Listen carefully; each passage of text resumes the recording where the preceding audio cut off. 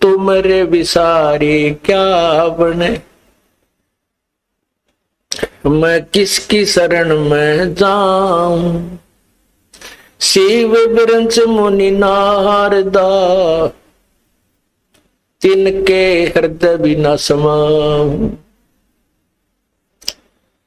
बंदी छोड़ दयाल जी, तुम तक हमारी दौड़े। जैसे कागज हाज का,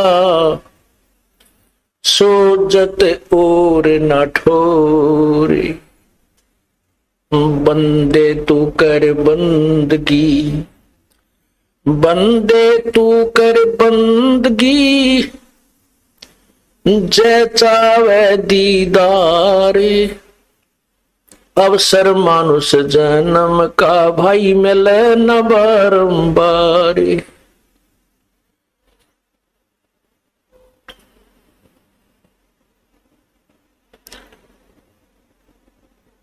मानुष जन्म पाके, जो नहीं रटे हरि नाम।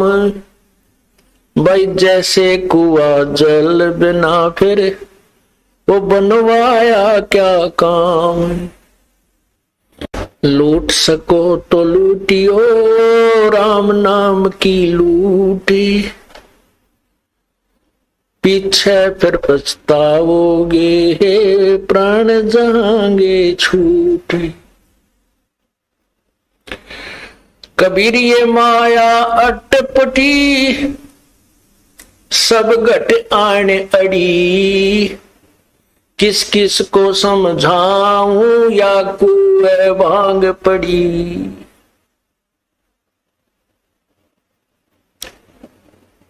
राम नाम कड़वा लागे, ये मीठे लागे दाम।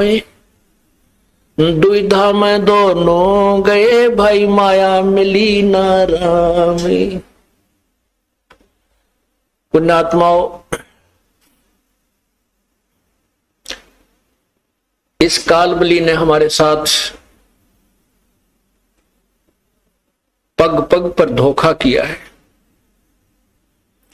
और ये कालबली का एजेंट ये मन है। ये मन इस प्राणी को अच्छे काम की तरफ नहीं लगने देता,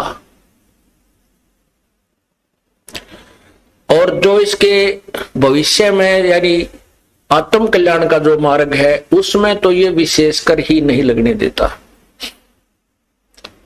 जिस कारण से इसका स्वार्थ है कि ये जो भी भक्त है, मनुष्य ये प्राणी है, जब इनको मनुष्य शरीर प्राप्त होता है, ये पूर्ण परमात्मा से परिचित ना हो जाएं और उसके ज्ञान को ये समझ ना लें, जिस कारण से ये तेरे जाल से निकल जाएंगे और तेरा ये संसार उजड़ जाएगा। क्योंकि काल भगवान को 1,00,000 मानव शरीरधारी प्राणियों के सूक्ष्म शरीर में पूरे जीवन में जो वासना वो इकट्ठी करते हैं, उसको तपतशिला पर भून कर, उनको तल कर, वो वासना निकाल कर अपना आहार करता है, आनंद मनाता है। या किसी का बेटा मरता है, किसी की बेटी मरती है, किसी के माता पिता मर जाते हैं, किसी के रिश्तेदारों की मृत्यु होती है, और वो आनंद मनाता है। इसलिए ये काल भगवान इस जीव को अच्छे रास्ते पर नहीं लगने देता। अब हम अपने इस भक्ति मार्ग को ना पहचान कर जो पहले कर्म करते थे, भले ही हम बहुत अच्छे काम भी करने की चेष्टा करते थे, भाई किसी की आत्मा ना दुखाएं, ऐसी भी पुण्यात्मा बहुत है जो बीड़ी शराब मांस तंबाकू को नहीं छूती और ना उनकी नीयत किसी का बुरा करने की है। ऐसी भी कोई पिछले संस्कार ही उन पुण्यात्माओं के हैं, लेकिन फिर भी भगवान की तरफ आस्था नहीं है, परमात्मा की तरफ रुचि नहीं है। स्वाभाविक जैसे कोई 6 महीने में, 1 वर्ष में कोई अपना जैसे परंपरागत पूजा है, वहां घर का एक सदस्य जाकर सारा का काम सबकी मन्नत मांग आता है और उसी को हम भक्ति मानते हैं, उसी से हम अपना आध्यात्मिक कर्म पूरा मान लेते हैं। उसके बारे में परमात्मा बताते हैं, जिन हृदय सा सोमरियाता को तैसा लाभ, भाई ओसा प्यास न भागे ही जब तक धसे न आब। जो ये यथार्थ भक्ति मार्ग को ना समझकर साधना हम किया करते थे, लोक वेद के आधार पर जो साधना करते थे, वो पूजाएं तो ऐसी थी जैसे ओस चाट रहे हों। ओस के चाटने से प्यास नहीं बुझती, प्यास बुझेगी गट गट 2 गिलास ठंडे पानी के पिए जाएंगे। इसका उदाहरण ये है कि जो साधना हम करते हैं वो तो ओस चाटने तुल्य है, और जो यथार्थ ज्ञान सत भक्ति को समझकर तत्व ज्ञान के आधार से हम सत साधना करते हैं, शास्त्र अनुकूल साधना करते हैं, वो हम समझो परमात्मा बताते हैं तत्व ज्ञान के अभाव से मानव समाज परमात्मा से दूर होता जा रहा है और विकारों के बहुत निकट पहुंच चुका है, और पूरे मानव समाज में, पूरे विश्व में आग लगी हुई है। केवल माया ही उद्देश्य रह गया है, ना लज्जा रही, ना कोई किसी का जो है आपसी मेल जोल की परवाह रही, बड़े छोटे की कान नहीं रही, क्योंकि हम तत्व ज्ञान से दूर हो गए। भाई बहन का प्यार नहीं, केवल माया ही प्रथम दिखाई देती है। रिश्तेदारी भी स्वार्थ से ही है। तो परमात्मा ये समझाना चाहते हैं कि ये माया बड़ी अटपटी, सब घट आन अड़ी, और किस किस ने समझाऊं, या तो कुआं भांग पड़ी। अब जैसे किसी ने कुएं के अंदर और 1 क्विंटल भांग घेर दियो, अब उस पानी को जो भी ग्रहण कर रहा है उससे का नशा हो जाता है, और नशे वाला व्यक्ति कैसे बोलता है, कैसे चलता है, उसकी क्या प्रक्रिया होती है, तो वो सभी नशेड़ियों की एक जैसी होती है। यही परमात्मा हमें समझाना चाहते हैं। अब हम किसी से कहते हैं, आप भी कहते हो कि परमात्मा के चरणों में चलो, भगवान का नाम लो, परमात्मा के निकट पहुंचो, भक्ति करो, ये मनुष्य जीवन बर्बाद हो जाएगा।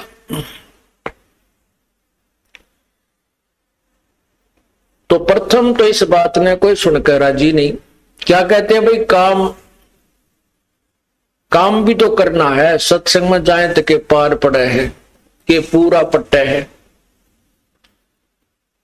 यानी कोई ना कोई बहाना ऐसा अड़ा कर बैठ जाते हैं कि वो कहने वाला चुप ही, समझाने वाले को चुप ही होना पड़ता है कि भाई यो नहीं मानना, कति ढीठ हो रहा है। तो उसके बारे में परमात्मा बताते हैं। फिर इसकी विरानमाटी शुरू होती है इस प्राणी की। जब तक पिछले जन्म के पुण्य आपके साथ है, अर्थात आपकी बैटरी चार्ज है और वर्तमान में चार्जिंग पर नहीं लगाई है, तो जब तक पूर्व जन्म की चार्ज, उसमें जितनी चार्जिंग हो रही है वो उतने समय तक तो पूरा काम करेगी, और जब वो डिस्चार्ज हो जाएगी, आगे चार्जर है नहीं, तो वो एक कदम बंद हो जाएगी। ना कोई पंखा चलेगा, इन्वर्टर की जो बैटरी चार्ज की जाती है, तो जब तक वो चार्ज है तब तक तो पंखा भी चल रहा है, बल्ब भी जग रहा है, कूलर भी घुमा रही है, और भविष्य में वो चार्ज नहीं की गई तो एक कदम बंद हो जाएगी, ना पंखा चलेगा और ना कोई उजाला रहेगा। परमात्मा क्या बताते हैं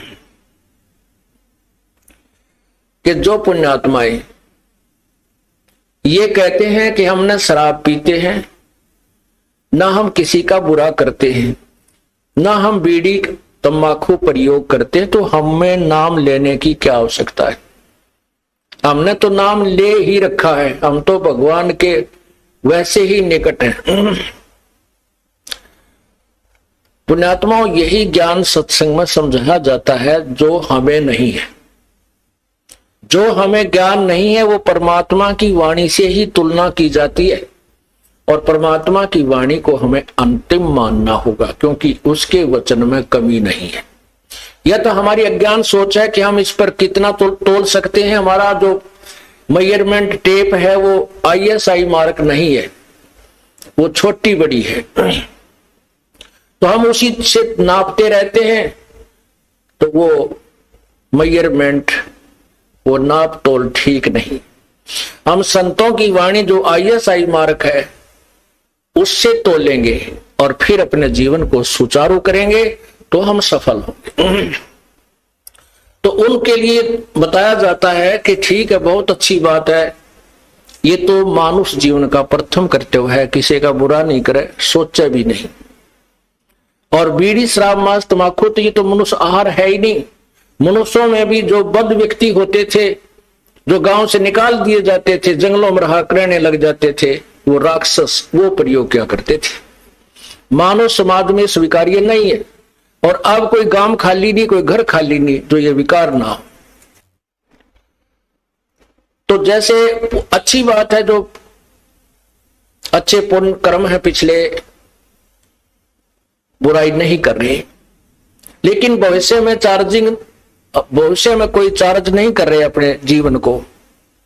ये पूर्व जन्म की बैटरी आपकी यानी पुण्य कमाई चल रही है, जिस दिन या खत्म हो जाएगी, बिरान माटी शुरू हो जाएगी, चाहे प्लाटून हो। यहाँ पर पुण्यात्मा, भारतवर्ष के राष्ट्रपति जी श्री ज्ञानी जैल सिंह जी पिछले जन्म की पुण्यात्मा थी, हिंदुस्तान की सुप्रीम पावर बन गए। और जब वह बैटरी डिस्चार्ज हुई, एक्सीडेंट हो गया, 6 महीने तक पैरालाइसिस होकर बोला भी ना जाओ था और तड़प कर मरना पड़ा। यदि उस पुण्यात्माओं को मार्ग ठीक मिल जाता, अच्छी बात है, भगवान ने पिछले जन्म के कुछ संस्कार दिए हैं और जिस कारण से उसको उच्च पोस्ट प्राप्त है, वो पिछले जन्म की कमाई है। भविष्य की कुछ तैयारी नहीं की तो बैटरी डिस्चार्ज हो गई। इसीलिए सत्संग में समझाया जाता है कि जो बुराई नहीं करता और नाम भी नहीं जपता, गुरु भी नहीं बना रखा, एक व्यक्ति वो, और एक व्यक्ति वो है जो बीड़ी शराब मांस तंबाकू सारी को बंद करता है। और उसको वो व्यक्ति जो कुछ भी बुराई नहीं करता, अपना सीधा जीवन जी रहा, नाम वो भी ना लेता और नाम वो विकारी भी नहीं लेता, दोनों बराबर हैं। दोनों बराबर हैं कैसे हैं कि जैसे एक खेत 1 एकड़ जमीन खूब बांस मार के छोड़ रखी है, उसमें कोई घास नहीं, कोई अड़ंगा नहीं, कोई डले नहीं, और उसके दूसरे किले में घास फूस खूब उगा पड़ा है, झाड़ जंखार झाड़ी भी जाम रही है, अर्थात बंजर पड़ा है। और जो समार रखा वो किला, उसमें भी कुछ नहीं बीज रखा, उसमें बीज नहीं बो रखा, तो वो उसी के बराबर है। दोनों यूजलेस हैं, व्यर्थ हैं। अब किसान जो होता है वो बड़ा परिश्रमी और उसको ज्ञान होता है कि जो ये बंजर जमीन पड़ी है ये भी उपजाऊ हो सकती है, उसका तरीका किसान को होता है। उस बंजर सभी जमीन को भी वो अपनी पूरे प्रयत्न से कभी पहले उस घास को काटेगा, झाड़ियों को गंडासियों तक काटेगा, फिर उसको जो है ट्रैक्टर से हल से उसकी गुड़ाई करके समार लेगा। और लाभ दोनों का जब होगा जब दोनों में बीज दिया जाएगा। एक वो पुण्यात्मा जो बुराई नहीं करता, एक वो जिसको हम पापात्मा कहते हैं, बुराई सारी करता है। जब वो सत्संग में आ जाते हैं तो वो संत रूपी जो किसान होता है वो दोनों को ही यूटिलाइज कर लेता है, दोनों को ही प्रयोग करता है, दोनों को सफल कर लेता है। ठीक है, जो पुण्यात्मा बुराई शराब बीड़ी शराब मांस तंबाकू नहीं प्रयोग करती तो वो तो समरा खेत है, उसमें तो बीज है वहां शेष है। और जो सब बुराइयां करते हैं, डाकैते ही मारते थे, वो भी संतों के सत्संग ने सुनकर उनकी भी वो खेत समर गया और बीज दिया और बंजर जमीन घनी गजब की उग गया करे, बहुत जबरदस्त उपजाऊ होती है। पुराने इतिहास देख लो, जितने भी ज्यादा बद व्यक्ति थे, जब उनको सच्चा ज्ञान मिला उन्हें उस साइड में भी इतना डूंडा ठा दिया और आज सुप्रसिद्ध है। तो पुण्यात्माओं, ये तो मानुष जीवन समारे पार पड़ेगी, चाहे इस जन्म में या फिर कभी सूत बैठे कुत्ते गधे सुअर की जूनी भोग कर फिर मनुष्य जन्म में यू काम तो करें पार पड़ेगी। अब आपको मनुष्य जीवन भी है और सत्संग सुनने को भी मिल रहा है।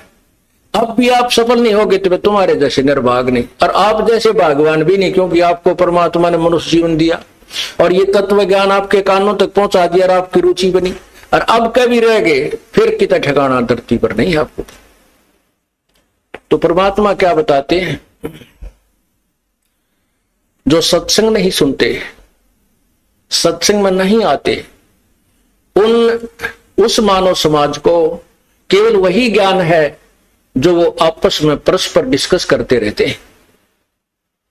उससे बाहर की कोई बात उनको ध्यान में लाने की चेष्टा करता तो उनको स्वीकार्य नहीं होती, तुरंत रिजेक्ट कर देते।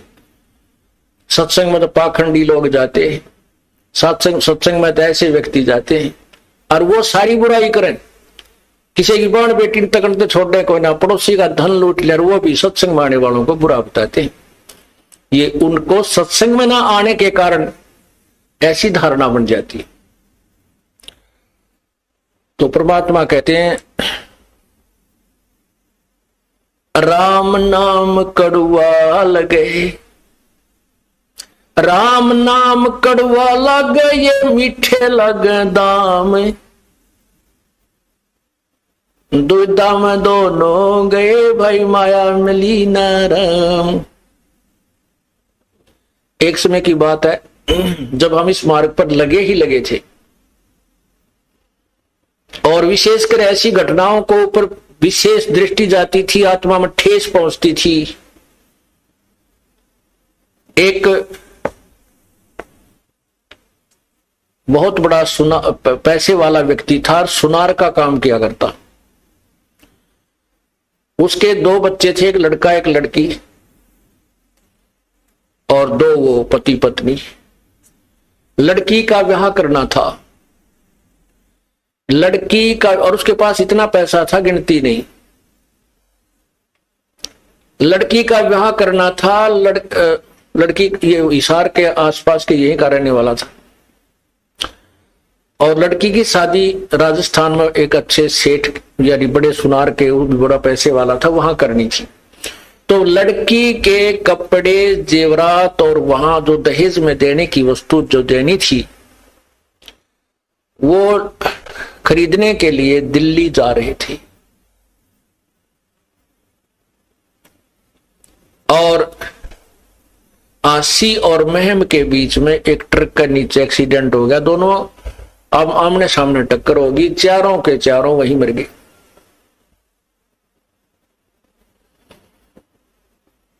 तो परमात्मा ये याद दिलाते हैं, इस झूठे सुख को सुख कहे नर मान रहा मन मोदे, ये सकल चबीना काल का भाई, कुछ मुख में कुछ गोदे। ये तो काल ने अपनी खेती वो रखी है, 1 लाख प्राणी डेली खाता है।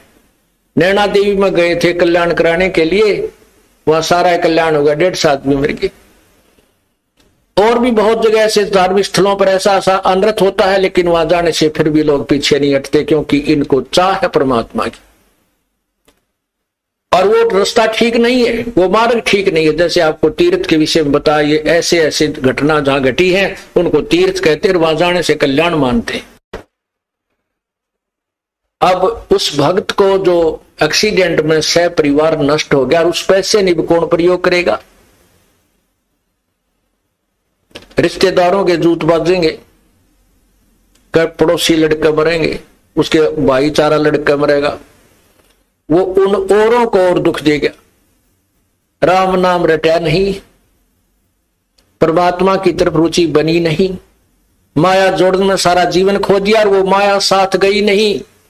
और जो पैसे कमाने में, वो धन कमाने में जो पाप किए थे वो भगत के साथ गए, वो उसके साथ गए। गधा बनेगा, कुत्ता बनेगा, सुअर बनेगा, बिरान माटी होगी, वो अभी शेष रहते। तो पुण्यात्माओं, ये दिखाई जब देता है जब इस ज्ञान रूपी आंखें बन जाती है। और इस सत्संग के अंदर ये मोतियाबिंद का ऑपरेशन किया जाता है। वैसे तो ये लोग बहुत शाणे नजर आते हैं, बुद्धिमान नजर आते हैं, बोलने भी ना देते हमारे भक्तों को, लेकिन उनको वो कति ज्ञानहीन है, भक्ति का मार्ग उनको नहीं है। और जिनको आत्म कल्याण का ज्ञान नहीं है, तो किसे विद्वान हो, कितने विद्वान हो, चाहे वो डबल एमए के ट्रिपल एमए कर रखी हो, वो तो इस जीवन में 2 रोटी का धंधा है बस, आगे कुछ नहीं इससे। और उस 2 रोटी के धंधे के लिए 16 साल तक लगातार बच्चे को हम फ्री छोड़ देते, तू पढ़ ले बेटा, बेटी पढ़ ले। और राम नाम के लिए हमारे पास 2 घंटे मुश्किल से मिलते हैं, और परमात्मा इतने दयालु हैं, ये फिर भी आपके बच्चे का कल्याण करने की चेष्टा करते हैं। यदि हम इस मार्ग को ढंग से समझेंगे तो ऐसा ही करना पड़ेगा। हमारे को समय भी लगाना पड़ेगा, 2 पैसे पुण्य भी करना पड़ेगा। अब क्या कहते हैं अनजान लोग कि भाई तुम तो तीसरे दिन सत्संग में जाते ही कि घर बसने के काम है, तुम तो नाश करने पर लाग रहे हो।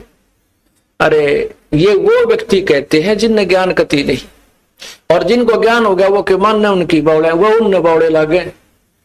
एक कोई दिल्ली का रहने वाला व्यक्ति था, लड़का, उसकी पोस्टिंग होगी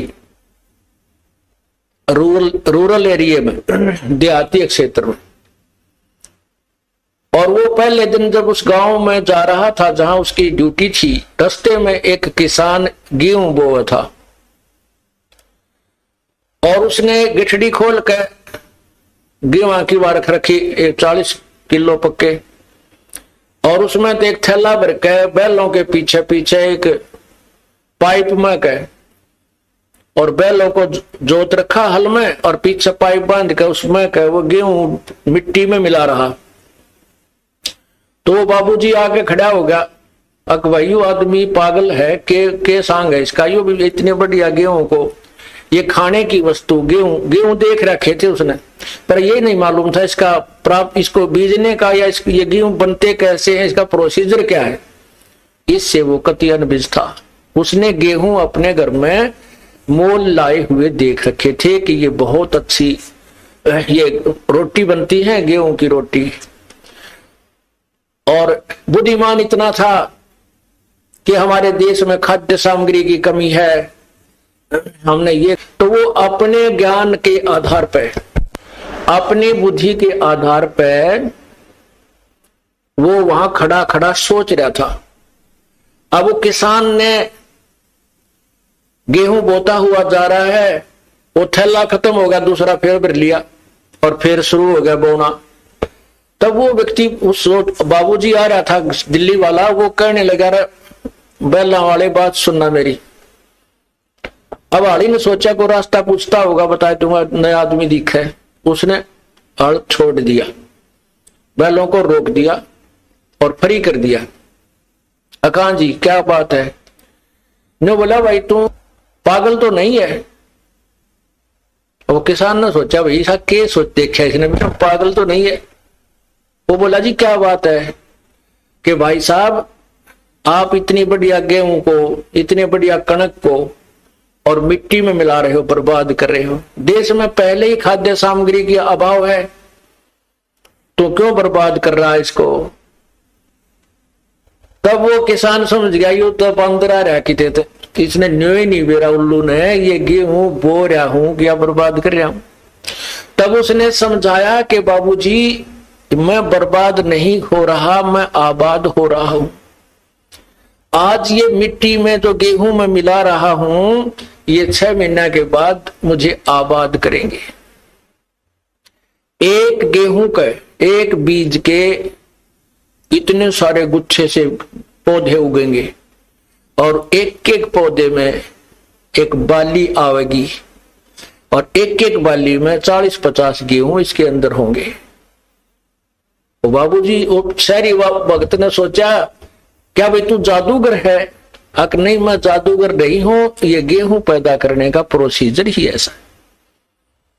बोला मैं तो ना मानू। तो उसने कहा आप 2-4 महीने के बाद फिर चक्कर लगाना।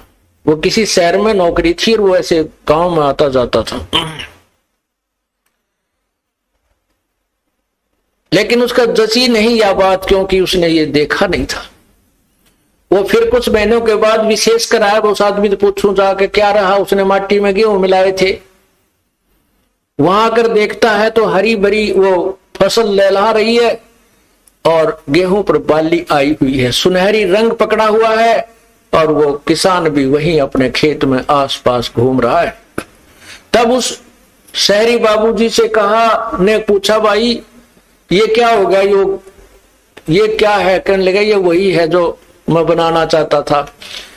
अब उसने एक बाल तोड़ी और ऐसे ऐसे करके दिखाई, फूंक मार के, देख एक गेहूं डाला था और ये ऐसी ऐसी इस एक पेड़ में, एक पौधे में, और ये 10-12 बाली आई है। तब उस बाबूजी का पेटा भरा, भाई ठीक, तू तो आदमी शाना लिखड़ा, मैं तो तुझे मूर्ख समझ रहा था। किसान बोला मैं तुझे मूर्ख समझ रहा था। अब यो फैसला तो नहीं हो जब ज्ञान आमने सामने प्रैक्टिकल हो ले। तो ये जो आज आप लोगों को मूर्ख समझते हैं, जो माया के पुजारी, और ये सोचते हैं ना जोड़ जोड़ के बैंक में धरे जाएंगे, बढ़ देंगे, बैंक ब्याजते नहीं। एक बालक बीमार हो गया ना, 2.5 लाख में पांडा छूटे, जो भयंकर बीमारियां हो जाती हैं, कि तो गुर्दे खराब, कि तो हार्ट में प्रॉब्लम, या कि तो कैंसर रोग, कि तो एड्स शुरू हो जाती है। पर कहते हैं धर्म तो धस के नहीं, ये धस के तीनों लोग, खैरायत में खैर है भाई कीजिए आत्म पोख। अब जैसे आज आप उस शहरी व्यक्ति जैसे इस ज्ञान को न जानने वाले व्यक्तियों की बातों को सुनकर, जो ये कहते हैं कि तुम क्यों पैसा बर्बाद करते हो, तीसरे दिन सत्संग में बैठे रहते हो, तो अब वर्तमान में तो ये पैसा आपका मिट्टी में मिलता नजर आवे, क्यों कुछ तो किराए वाले ले लें रास्ते में, कोई जीपों वाले, कोई बसों वाले, और फिर यहां दान करते हो खुले आते। अब तो वर्तमान में तो यू मट्टी में डाला जा रहा है, और फिर देखना यो खेती, ये जो आपको फल देगा, आपको इतना फल मिल जाएगा कि आप पैया माया धरी नहीं जाएगी कितने ठिकाने से। परमात्मा कहते हैं फिर इस माया को अपनी मत समझना, इसको घनी अच्छी मत समझना, ये तेरे जी का झाड़ बन जाएगी और तुझे मोक्ष मार्ग से रोक लेगी। तो इसलिए परमात्मा कहते हैं साईं इतना दीजिए जिसमें कुटुंब समावे, हम भी भूखे ना रहे अतिथि न भूखो जाए। इतना मांगियो भगवान ते, परमात्मा हाथ भी खुला रहे जा, और घना ना दे दियो कदे मैं इससे पड़ो जो काड़े कोठी काराम फैक्ट्री में लगा रहा हूं और बिरान माटी हो जाए। तो पुण्यात्माओं, परमात्मा ने उदाहरण दिया अपने आप पर। सारी सृष्टि के संचालक उत्तम पुरुष है तो अन्य परमात्मा इति उदाहरते। यह लोक त्रयम्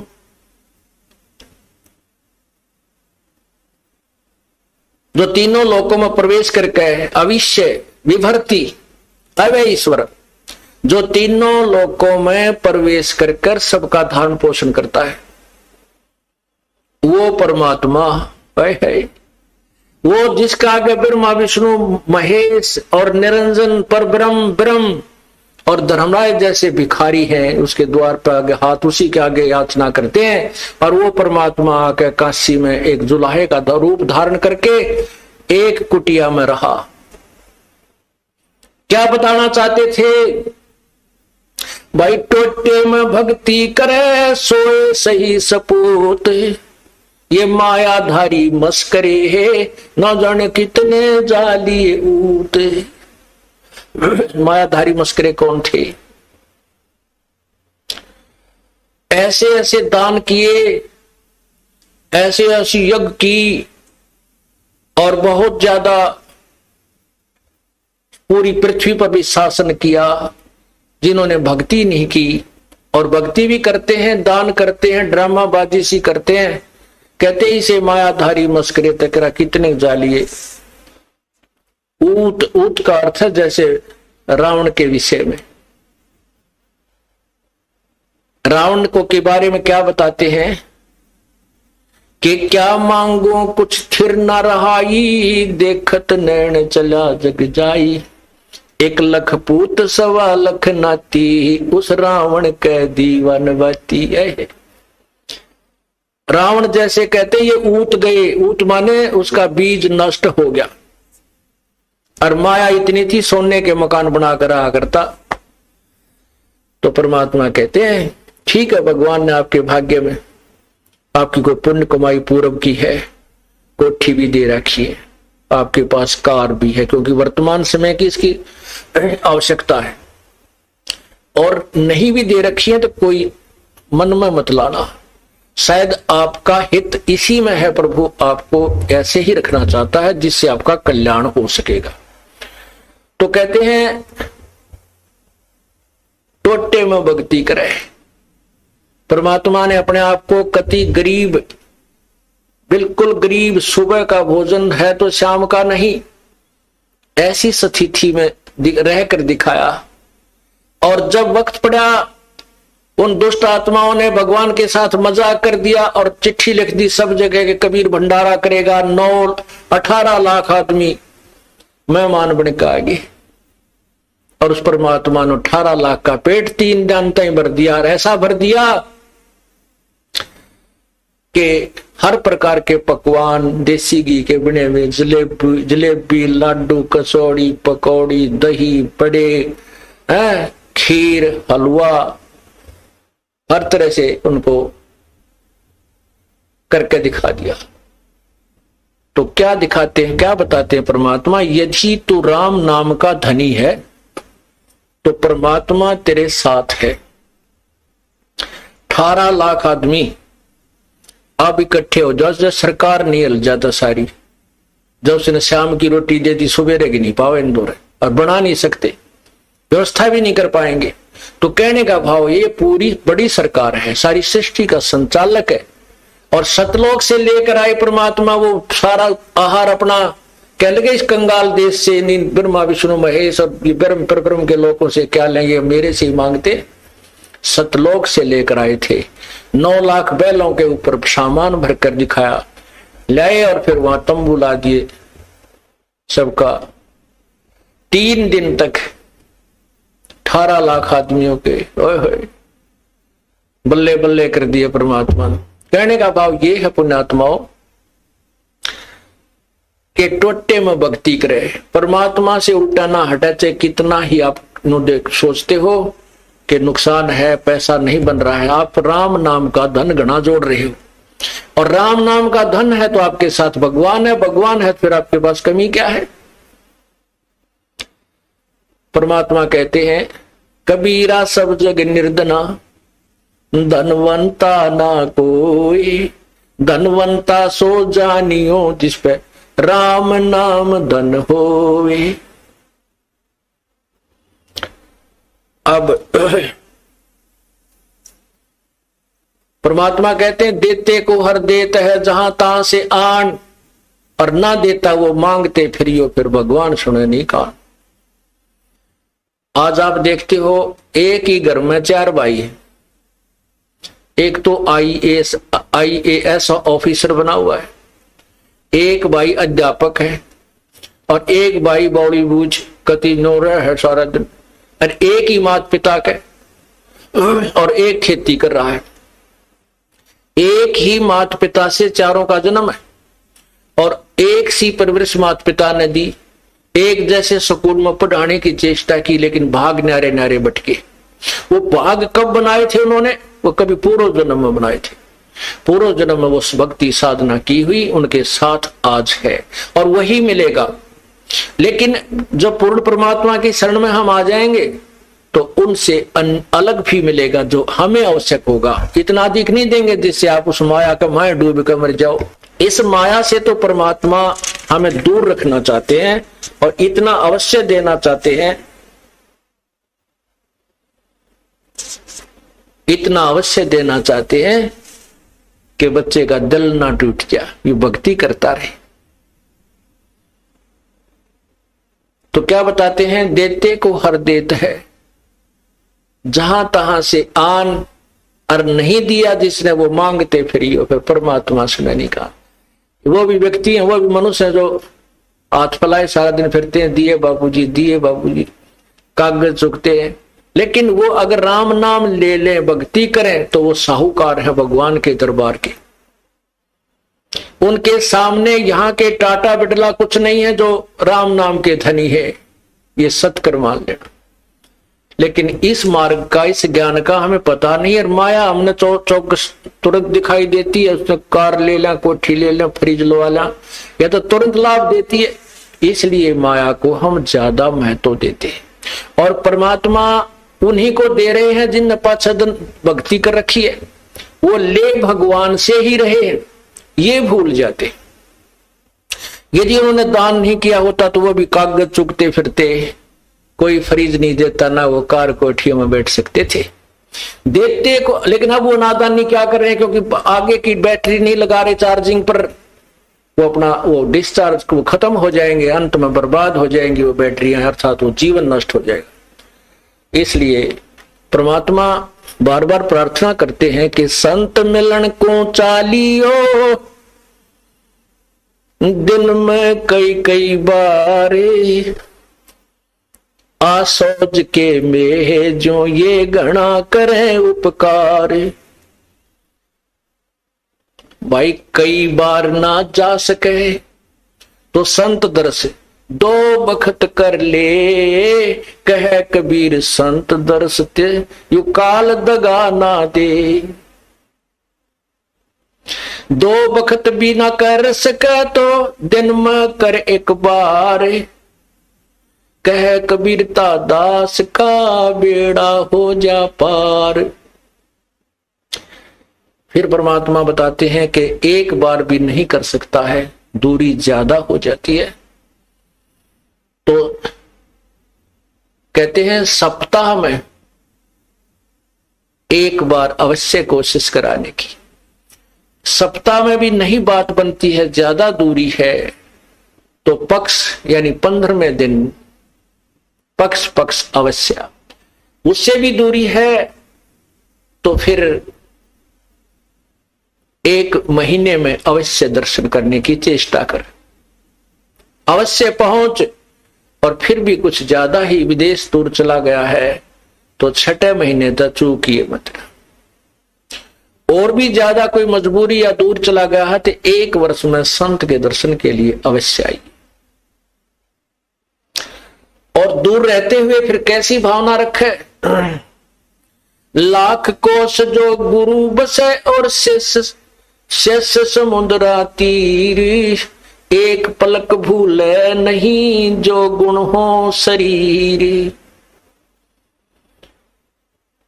कहते हैं गुरु जी चाहे लाख कोस की दूरी पर बैठे हैं लेकिन दिल से दूर नहीं होने चाहिए। तो 1 साल में कोस अवश्य पहुंचना चाहिए। अब यहां भक्तों के शंका आती है कि गुरुजी अब 1.25 वर्ष तक अज्ञात रहे, दर्श नहीं हो सके, तो क्या हम हमारे ऊपर क्या हमारा जो नाम तो फिर खंड नहीं हो गया है? ऐसा कुछ नहीं है। ये लीला परमात्मा की है। जैसे कोई एक्सीडेंट हो जाता है और वही उसमें टांग टूट जा, प्लस्तर बांधे रहना पड़ता है और चारपाई पे लेटा पड़ा रहना होता है। लेकिन जब ठीक हो जाए, जब थोड़ा ही पड़ा रहना है, फिर तो काम करे, घूमे, फिर अपने सारे कार्य सुचारू करे। तो ये कोई लीला है परमात्मा की, इनमें ऐसा कोई दोष नहीं आता। क्योंकि आप तो रो रहे थे, आप गुरु जी से दूर नहीं थे, आपकी आत्मा तड़फ रही थी। और उन नादान लोगों ने स्वयं भी पाप कमा लिया, जिन्हें हमारा विरोध करके ये ऐसा झूठा केस बनाकर परमात्मा के कुत्तों को सजा, उन्होंने हमारे को प्रताड़नाएं दी है, जेल में डाला। अब मुझे इस बात का डर है कि उन गेला के बनेगी। कितनी आत्मा रुआ रखी है उन्होंने, उनकी हाय पाड़ के धर देगी, उनके मनमान कई पीढ़ियों तक का नाश कर देगी। हम किसी को दुर्शीष नहीं दे रहे, लेकिन उनके किए हुए कर्मों का प्रतिफल बता रहे। ऐसी बिरान माटी होंगी उन लोगों की, कुत्ते बनेंगे, कीड़े पड़ेंगे, खाज लगा करेगी, टांग टूटेंगी। ये मुख्य दोषी वो लोग हैं जो स्वार्थवश जनता को गुमराह करके और संतों का विरोध कराते हैं। लेकिन दोष उनको भी लगेगा जिन्होंने पाखंडियों की बात बिना देखे सुने मान ली। तो पुण्यात्मा उसमें दोष नहीं, तो आपकी तो अधिक कर्म बने हैं, आप हृदय से रोए हो। जैसे धर्मदास जी को परमात्मा ने 6 महीने तक तड़पाया था, उसके अंदर की कसक देखने के लिए और बनाने के लिए, और फिर जब वो परमात्मा मिले तो और अधिक प्रेम से, और प्रेम और बढ़ा हुआ था। तो पुण्यात्मा यही समक्ष प्रत्यक्ष प्रमाण है कि कोई भी बच्चा परमात्मा से दूर नहीं हुआ, आपकी दूनी कसक पड़ी है। तो वही आपने ये ज्ञान समझ लिया कि जैसे बंदी छोड़ दयाल जी तुम लग हमरी दौड़, और जैसे काग जहाज का सूझ और निठर। आप इतना ज्ञान युक्त हो गए हो, जैसे समुद्री जहाज के ऊपर शाम के समय कौवा इस दृष्टिकोण से बैठ जाता था, जो 4 बजे से जहाज प्रस्थान होता बंदरगाह से, कि ये खाना खाएंगे और वहां टुकड़े खाऊंगा।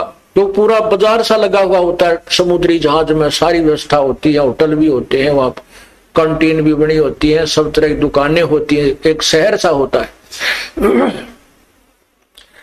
पुराने समय की बात है, जब ये इंस्ट्रूमेंट नहीं थे जो वर्तमान में है, जो बहुत सेंसिटिव इंस्ट्रूमेंट नहीं थे, उसमें एक वो रखा करते थे दिशा सूचक, और वो दिशा सूचक को भी कोई ऐसी जो चुंबकीय चट्टान होती थी वो डिस्टर्ब कर देती थी, उसकी दिशा को बदल दिया करती थी।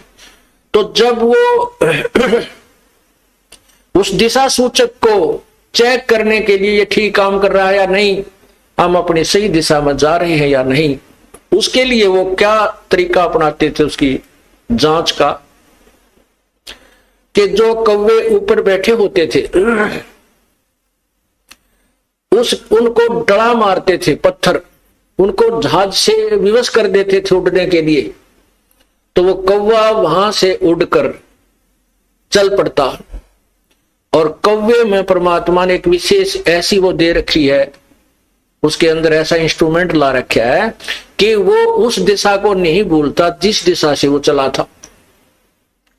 वो ये ख्याल रखता है कि मान ले ये मुझे यहां से धक्के मारेंगे तो मैं फिर उस दिशा में अपने घर की तरफ चल पड़ूंगा। वो आंखें रात्रि में भी उसी चिंता में उस दिशा को भूलता नहीं।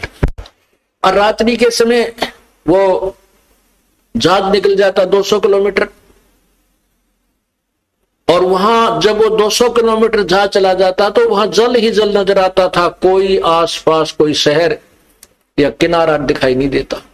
तो वो काग उड़ता है वहां से, वो कौवा उड़कर चल पड़ता है अपनी उसी दिशा में जिस दिशा से वो जहाज चला था। अब कौवा तो उड़ता रहा, उड़ रहा है, तो वो जहाज वाले अपने दिशा सूचक को चेक कर लेते थे, ये सही है, हम सही दिशा में चल रहे या नहीं। उधर से वो कौवा जाता है 10 किलोमीटर 20 किलोमीटर, फिर आगे देखा कि तो बैठने जगह कोई नहीं, वो फिर मुड़कर देखता है कि उसको वो जहाज ही दिखाई देता अपने प्राण बचाने के लिए। वापस आकर के उस जहाज पर ही विश्राम पाता है।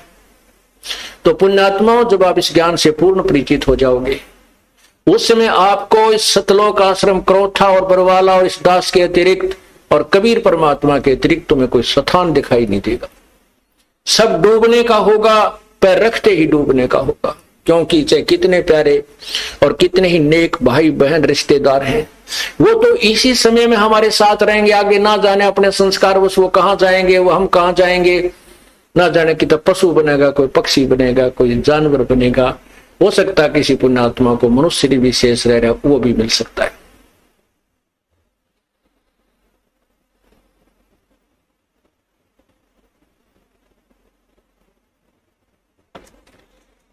इसलिए हमने परमात्मा की भक्ति करनी चाहिए।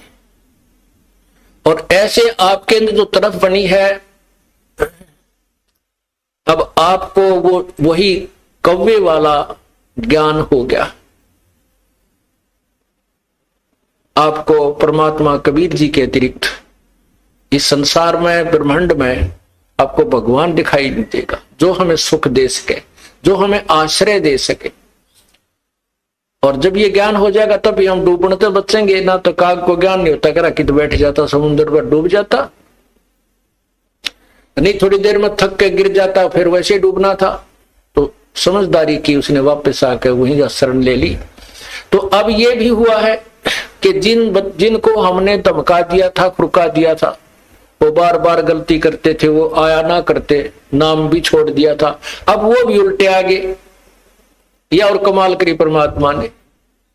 और नए भक्तों का तो कमाल हो गया। 3 महीने दास को जेल से आए हुए हैं, लगभग 4000 व्यक्ति परमात्मा के चरणों में नए आ चुके। तो इससे सिद्ध होता है कि सांच को आंच नहीं होती। परमात्मा कहते हैं, जय कंचन बिष्टा पड़े।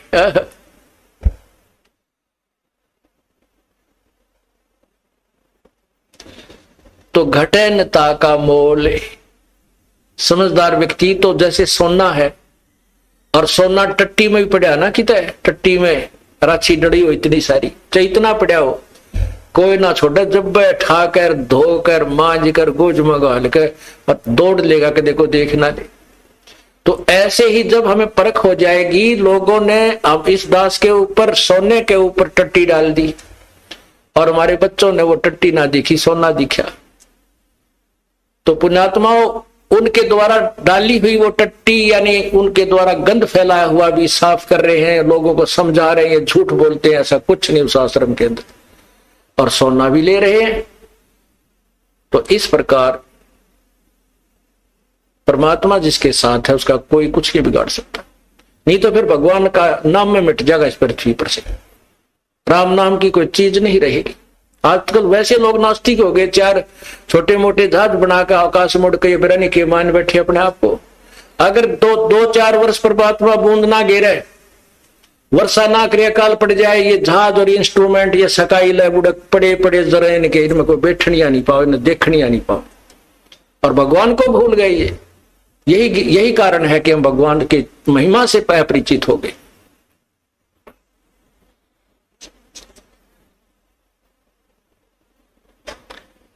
अब प्रसंग चला था, सतगुरु के दरबार में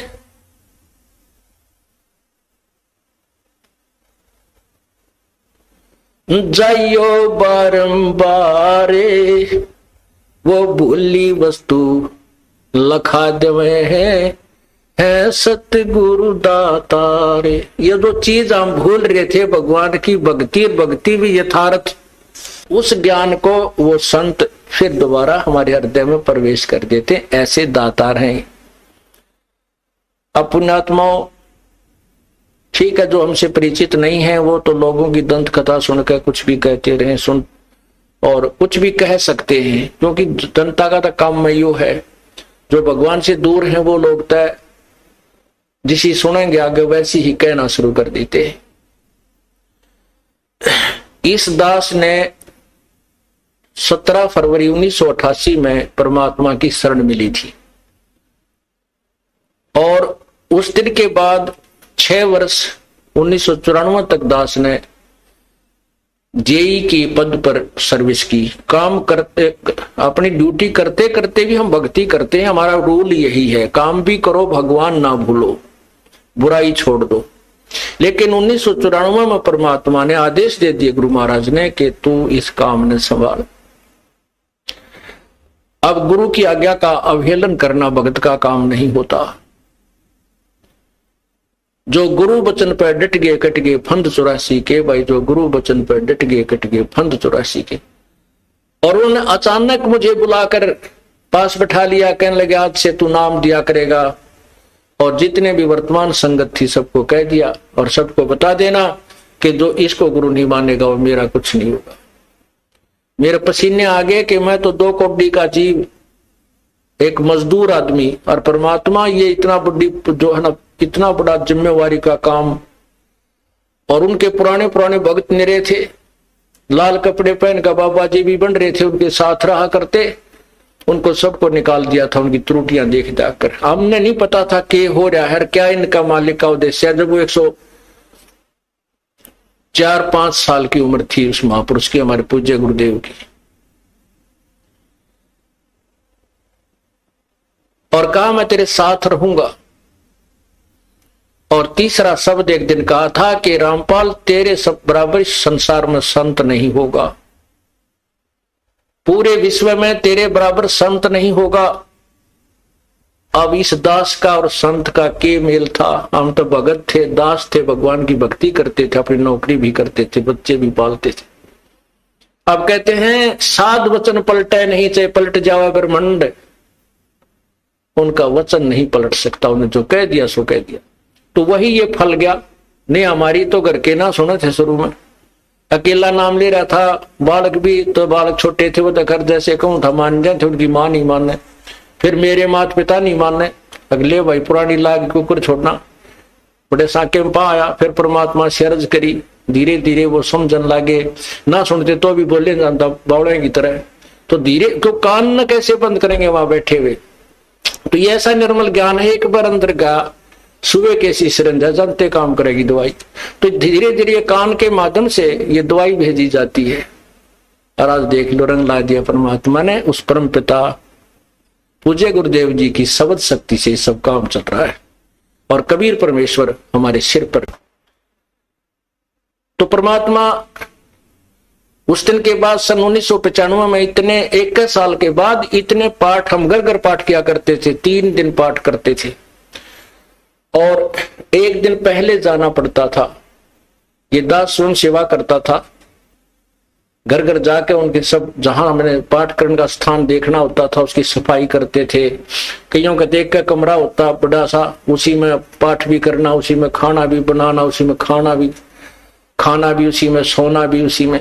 तो उस ढंग से अपनी सेटिंग कर लेते, हम इतनी जगह में पाठ कर लेंगे। तो मेरा जाना अति आवश्यक था उस समय, क्योंकि स्टार्ट था भक्ति का और स्टार्ट था इस 500 यज्ञ करने का। किसी को नहीं मालूम था, बच्चे थे सहयोग देने लगे। और धीरे धीरे फिर वो क्या हुआ कि इतने पाठ हो गए कि मुझे नौकरी, पहले तो क्या करता था, शुक्रवार को पाठ प्रारंभ किया। शुक्र शनि ड्यूटी करके सामने चले जाते बृहस्पतिवार को, शुक्रवार को रात में तैयारी करते, शुक्रवार को शनिवार को अब पाठ प्रारंभ करके अपनी नौकरी पर चला जाता। फिर शाम ना आ लेता, शनिवार इतवार की छुट्टी हो जाती। काम चल रहा था, वो हफ्ते में हुए, फिर होने लगे डेली। अब अफसर भी दुखी और मैं भी दुखी, तो फिर उस दिन रिजाइन कर दिया परमात्मा के नाम पर। 18 साल की नौकरी होगी थी मेरी। हालांकि कुछ और भी हमारे साथी कह रहे थे भाई अभी 2 साल और डट जाओ, आपकी पेंशन बन जाएगी। वाह भैया, पेंशन तो करा कितनी बार होगी। जो पेंशन ई बनेगी ना, या कद्दे नहीं बनी थी, या असंख्य जन्मों की पेंशन बन जाएगी। तो वो तो इस बात को नहीं समझे थे, उन्होंने तो मुझे मूर्ख ही समझा। और दास की सौभाग्य था कि मुझे नौकरी या मजदूरी मिल गई भगवान की। और उसकी पुण्यात्माओं को दलदल से निकालने की।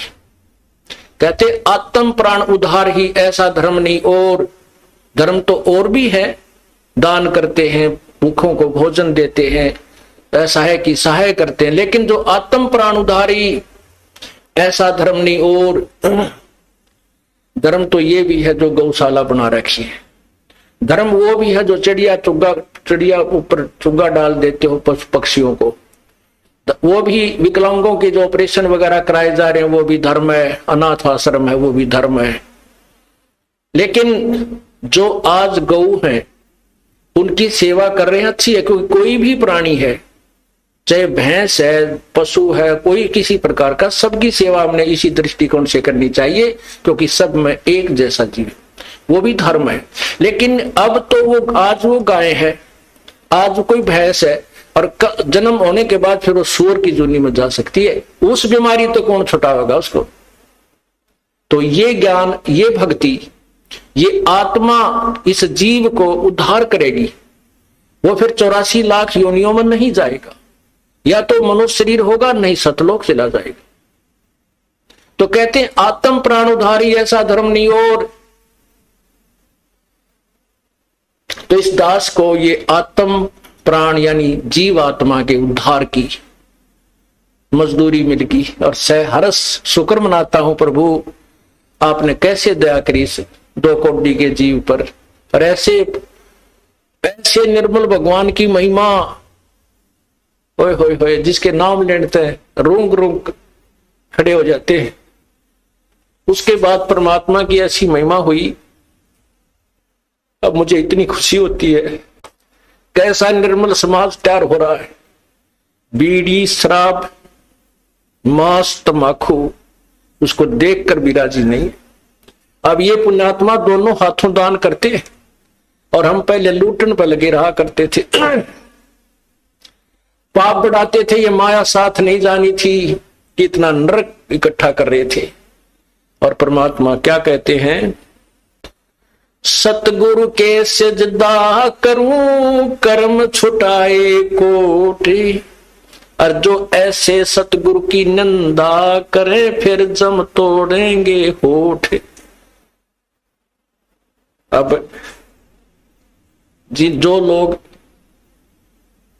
बिना देखे सोचे समझे और भक्तों की संतों की बुराई करते हैं, अब क्या बताते हैं कि सतगुरु के सिजदा करो जिसने कर्म छुटाए कोट, करोड़ों पाप कर्मों से हटाकर और पुण्य कर्मों पर लगा दिया। कितने पाप कर्म बचा दिए हमारे।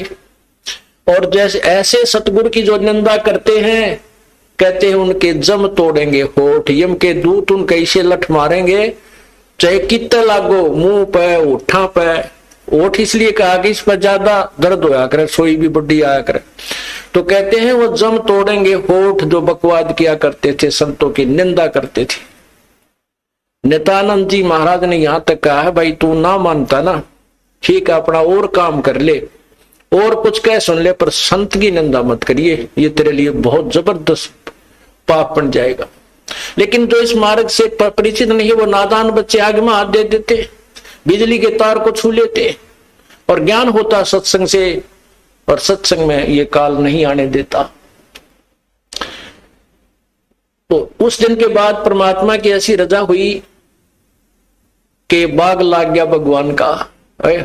और यही प्रार्थना करता रहा, परमात्मा तेरे बच्चे तुझे समझे पहचाने, दास को ये नौकरी दी है, इसमें सफल भी आप ही करोगे। इन लोगों ने तो आपको भी नहीं बख्शा था, जब जिसमें आप यहां आए थे काशी में 120 वर्ष रहकर गए, सारा जीवन आपके पीछे पड़े रहे। उन दुष्ट आत्मा स्वार्थियों ने अपने स्वार्थ के लिए जनता को सत्य ज्ञान नहीं समझने दिया, और परमात्मा को बहुत यातनाएं दी गई। अब उनकी जो यातनाओं उनके साथ जो हुए संघर्ष को देखकर इस दास का दिल डटा हुआ है कि हमारे साथ तो अभी कुछ भी ना हुआ है। जो उस परमात्मा के साथ कितना तेल के कढ़ाई में डाल दिए, कितना काट काट के घेर दिए, कितना कुएं में डाल के ऊपर तो डले ठोक दिए, फिर भी डोके नहीं पाए। वो तो समर्थ थे, और जनता कुछ नहीं बिगाड़ सकी और ना ही उनको समझ सकी। समझना चाहिए था, कुछ लोग समझे भी थे, लेकिन बाद में फिर वो ठीक ढंग से ना लगे तो भगवान ने उनको स्वयं ही रिजेक्ट कर दिया था। परमात्मा क्या बताया करते थे, कैसा एथेंटिक उदाहरण दिया करते थे। अपने आत्माओं क्या बताते हैं, भाई सिर साटे की भक्ति है और कछो नहीं बात, सिर कैसा टे पाइयो अवगत अलख अनाथ। अब शीश कैसे देना है, शीश ये नहीं भाई काट के सिर चढ़ा दे भगवान के चरणों में, ऐसे नहीं। जैसे आपको परसों के सत्संग में सुना था कि गुरुदेव को समर्पण कर दिया जाए। समर्पण का अर्थ यह है कि जो आज्ञा दे वही की जाए, चाहे वो बुरा लग रहा है चाहे अच्छा लग रहा है, उसमें हमारा हित है, अति हित होता है। और संत क्या कहते हैं, भाई बीड़ी शराब मांस तम्बाकू ये मत पीना। संत कहते हैं चोरी जारी नहीं करना, डाके ना डालना, किसी की जेब ना काटना, ये महापाप है तेरे लिए। अपना करके खाना बेटा, भगवान भजना, इससे तेरा कल्याण होगा। और हम यही वचन नहीं मानेंगे तो फिर यहाँ स्कूल में आने की आवश्यकता क्या, इस विद्यालय में सत्संग में आने की आवश्यकता क्या। हम गलतियां भी गलती पे गलती करते रहे और फिर सत्संग में भी आ रहे हैं तो वो फेल हो जाएंगे विद्यार्थी, वो पास नहीं हो पाएंगे। और परमात्मा के पाने का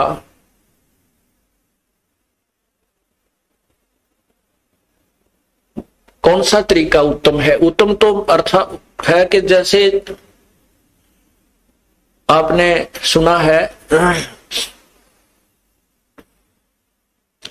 कुबद कांचड़ी चढ़ी चित पे होया मनुष्य नागरे, सूझे नहीं सजन सुख सागर बिना प्रेम बैरागरे। या कुबद कांचड़ी चढ़गी चित पे तो हो रहा मनुष्य नागरे, मनुष्य के कर्म है बुरा काम नहीं करना, किसी की बाल बेटी की तरफ बुरी नजर नहीं रखा, किसी की संपत्ति की तरफ बुरी नजर नहीं रखा है, अपने जैसा दुख सभी का माने, किसी पशु का बेमतलब लठ नहीं मार दे, किसी को नाजायज तंग बिल्कुल ही तंग नहीं करना चाहिए। तो ये मनुष्य के कर्म थे, इनको छोड़कर हम अपने स्वार्थवश ना जाने दूसरे को कितना दुखी कर देते,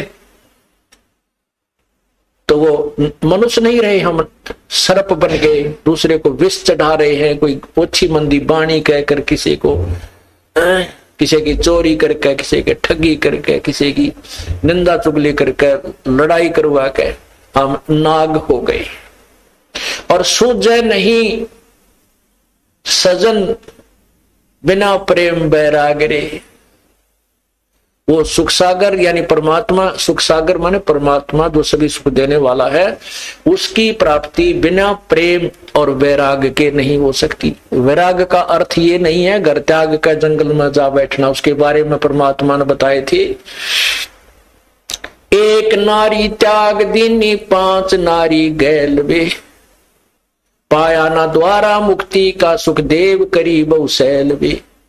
सुखदेव ऋषि मां के गर्भ से ही 12 वर्ष का होकर बाहर निकले थे और उसको गर्भ में इतना ज्ञान था कि मैं अब जंजाल में नहीं फंसूंगा, ना शादी करवाऊंगा, और जंगल में जाकर एकांत में माया के, माता पिता भी माया है, माता पिता भाई बहन यह भी काल की माया है, क्योंकि इस विष्णु जी के गुण मोह के अनुसार हम इनमें फंस जाते हैं, हम नहीं निकल सकते, चाहे तड़कल मर जावा पर नहीं छूट सकते इनसे, फिर ये हमारे साथ ना रहते ना हम इनके साथ रह पाते। तो इस तरह का ज्ञान तो उसको था। उसने मां के पेट से निकलते ही अपनी और नाल को भी कंधे पर डाल ली और व्यास जी कहते हैं बेटा मुझे दर्शन दे जा, बेटा मुझे दर्शन दे जा। अरे दर्शन तक दे दे, तेरी 12 साल बाट देखी मारा छोरा होएगा। तो दूसरी तरफ मुंह किए हुए कहता है कि व्यास जी ना जाने कितनी बार तू मेरा बेटा और मैं तेरा बाप हो लिया, ना मेरा कितनी बार मैं तेरा बेटा तू मेरा बाप हो लिया, ये तो बूंदा जंजाल है, मैं ना देखूं थरे का ना कदे मेरी भी मैं ना फंस जाऊं। फिर उसने शादी नहीं कराई, शादी भी नहीं कराई, और फिर पिछले जन्म की जो बैटरी चारत थी आकाश में भी जाने लगा, उड़ भी जाता था, सारा कुछ करता था, लेकिन तत्व ज्ञान नहीं था। अभिमान जो का तू, जब विष्णु भगवान ने ये कहा कि जाओ राजा जनक से उपदेश ले लो, अभिमान हो गया, कट गया, ने बोला राजा जनक गृहस्थी बाई, और कैसे शीश निभाऊं जाई। हम सुखदेव बोले ज्ञान विवेक का अपनी तरफ से बड़ी बुद्धि से बात करी, विवेक के साथ क्या कहता है, हमने स्त्री का मुंह भी ना देखा। यानी राजा जनक को वो घटिया मान रहा था अपने से, क्योंकि वो शादीशुदा है। इसके बारे में बताते हैं, 5 एक नारी त्याग दीनी, 5 नारी गैल वे। ये काम क्रोध मोह लोभ अहंकार ये भी तो माया है त्रिगेला। इनको त्याग बेटा, जब जब तू त्यागी बनेगा, केवल एक स्त्री को छोड़कर भाग जाने से तू मोक्ष प्राप्ति नहीं कर सकता। अर्थात परिवार त्यागन मात्र से तेरा कल्याण नहीं है। परिवार में रहे, अपनी भक्ति कर, बच्चों को भी ला लाइन पे। जब पिताजी सत्संग में आता है तो बच्चे तो अपने आप आएंगे, उनका तो और दिल खुलेगा। अब कई बहन ज्यादातर ये परेशानी होती है उनके जीने कि हमारा पति नहीं मानता, बच्चे भी डर छुप कर कभी दाव लगा कर आते हैं, और पिता आ जाते कहना है कि माँ भी गेल हो जाए, तो बच्चे तो अपने आप आ ही जाते हैं, जैसे रंग हम रंगेंगे रंग जाएंगे। ये तो कहते हैं ये वैराग नहीं है, वैराग है, वैराग नाम है त्याग का 5-25 माह। ये सारे शरीर में और इसी में हम रहे, इसका नाम वैराग है। कैसे है कि एक सीप बनती है, सीप में मोती बनता है, एक कीड़ा होता है, सीप एक जीव है। जैसे ये शंख आपने देखे होंगे, ये भी एक जीव से बनता है, ये ऊपर का कवर होता है, उसका शरीर होता है। ऐसी एक सीप होती है और वो खारे समुद्र में रहती है, और खारे समुद्र को वो ग्रहण नहीं करती, उस पानी को ग्रहण नहीं करती मोती बनाने के लिए। आकाश से स्वाति नक्षत्र की बूंद गिरती है और उस समय उसका मुंह खुला हुआ होता है, तो उसके मुंह में वह एक बूंद गिर जाती है, फिर वो मुंह को बंद कर लेती है और उसी समुद्र में गोते लगा रही है। तो इसी प्रकार जो संसार भगवान से दूर है वो खारा समुद्र है, और जो सीप यानी जो भक्त आत्मा परमात्मा का नाम लेकर अपना मुंह बंद कर लेती है, संसार की नहीं सुनती, उसकी बातों को अपने अंदर नहीं जाने देती, तो वो राम नाम का मोती बनाकर परिपक्व कर लेती है। तो यहां बताते हैं कि वैराग नाम है त्याग का। नो त्याग करना, किसी की सुननी है नहीं, कोई क्यों में बांधा, कहें जाओ भाई तुम अपने राजी हम और भक्ति करे, ये है त्याग वास्तव में। ना किसी का बुरा मानने, कोई गलत कह रहा कह ले भाई तेरी इतनी सोच है, और अपने उद्देश्य से दूर ना हो, उसे वंचित ना हो। फिर क्या बताते हैं,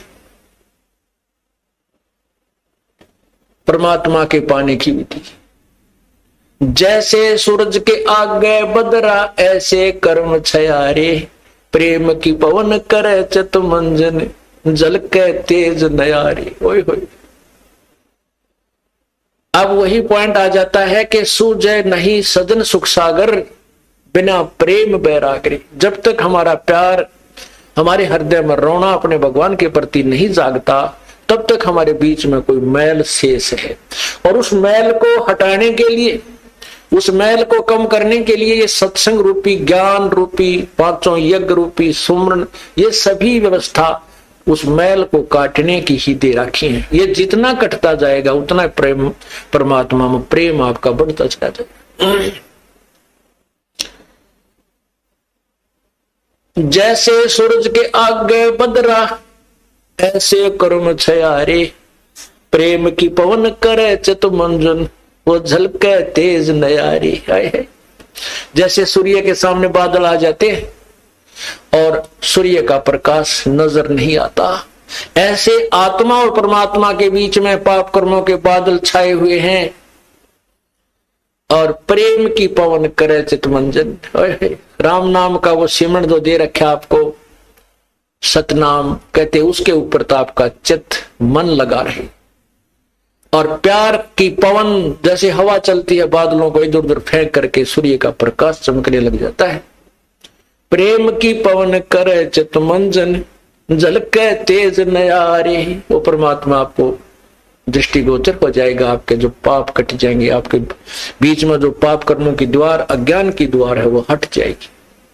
अज्ञान की द्वार ज्ञान से हटेगी और पाप कर्मों की द्वार जो है वो इस सब भक्ति विधि से हट जाएगी।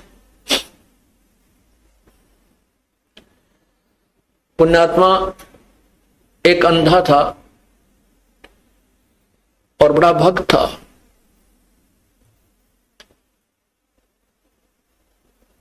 बड़ी साधना करा करता था। एक बार उसको दस्त लग गए, पेचिस लग गए, उसको लूज मोशन हो गए। और लूज मोशन इतने हो गए, उम्र भी उसकी अच्छी हो गई थी 60-70 के आसपास। इतने लूज मोशन हो गए कि वो समझ गया ना कोई दवाई काम करे। तो उसको पता लग गया कि अब तेरा जाने का टाइम आ गया है, अब नहीं रह पाएगा। इस दृष्टिकोण से उसने सोचा यहां क्यों दुखी करा, कोई एक आधा व्यक्ति टूटा फूटा हुआ है, यू को कपड़े धोने में लग गया रहे। तो उसने सोचा कि जंगल में जाकर के शरीर को त्याग दूंगा, वहीं मर जाऊंगा, 1-2 दिन में भूखा प्यासा, दस्त लगी रहे हैं, खत्म हो जाऊंगा और वहां इस 100 को कोई पशु पक्षी खा पी लेंगे, उसको उनका उद्धार हो जाएगा। इस दृष्टिकोण से वो महात्मा जंगल में बहुत गहरा चला गया, बहुत गहरा, और मेन रास्ते से भी हटकर जानबूझकर ऐसे सर्प तरफ निकल गया, नूला ठीके लालू का कुत्ती जंगल के बीच में, वहां कहीं आसपास कुछ भी नहीं। वहां जाकर बैठ गया। अब वो बैठा था, थोड़ी सी देर हुई थी, इतने में एक बालक आया 5-7 साल का, वर्ष का। उसने कोई आधा घंटा होया होगा बैठे ने। वो कहने लगा, बाबा आपको लगता है आप बीमार हो? कहाँ भाई, बीमार हूं बेटा। आप कहां से आ गए? यहाँ बच्चे को बोला है। बोला यहाँ हमारा मकान है, यहाँ हमारी आश्रम है, हमारा घर है यहाँ पर थोड़ी सी दूरी पे। और बाबा ले ये खिचड़ी खा ले, आपको दस्त लगे हैं, मेरी माँ ने बना के दी है, रोटी खा, अब खिचड़ी खा ले। वो बोला, ओ बेटा ला, भूख लगी है। अब बाबा उस सूरदास ने वो खाना खा लिया, खिचड़ी खा ली। वो खिचड़ी खाते ना दस्त रहे और पेट भी भर गया। तो उसने शुक्र मनाया, परमात्मा बड़ी दया करी आपने,